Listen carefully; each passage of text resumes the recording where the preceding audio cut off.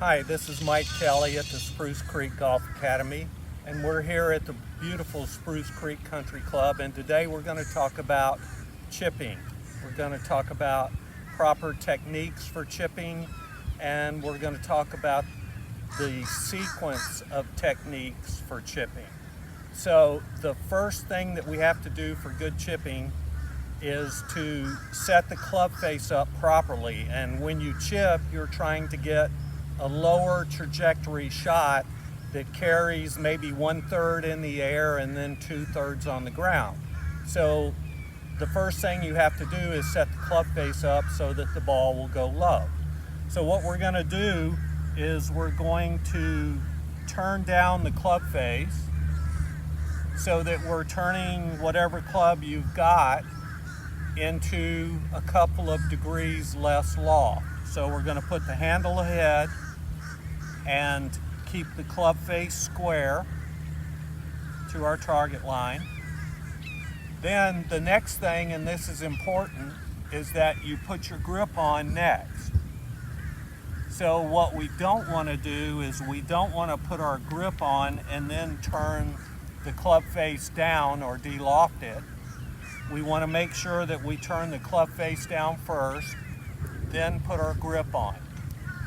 Next is our stance. We want to have the ball placed somewhere around our right toe. So you have a couple of options in the stance. You can stand with your stance more open to your line as long as your back foot is at a right angle to your target line. You could stand square if that feels more comfortable. Most people stand a little open. Plus, standing a little open allows you to put a little weight on your left foot, which is what we want to do as part of the technique. Okay, now that we've talked about the pre-swing technique of chipping, now we're going to talk about the small swing that you use for chipping.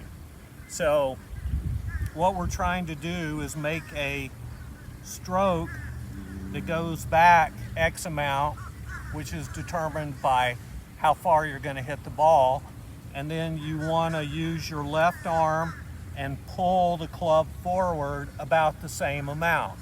So if you go back 2 feet, you want to pull through about 2 feet. The thing to notice here is that you want to keep your left arm, shaft, and club face close to in line. So what you don't want to have happen is for the shaft and the club face to pass your left arm and hand. So that's going to give you your best chance of making solid contact by making a stroke where you keep your left arm, your shaft, and your club face in line. So try these techniques out and hopefully you'll become a good chipper.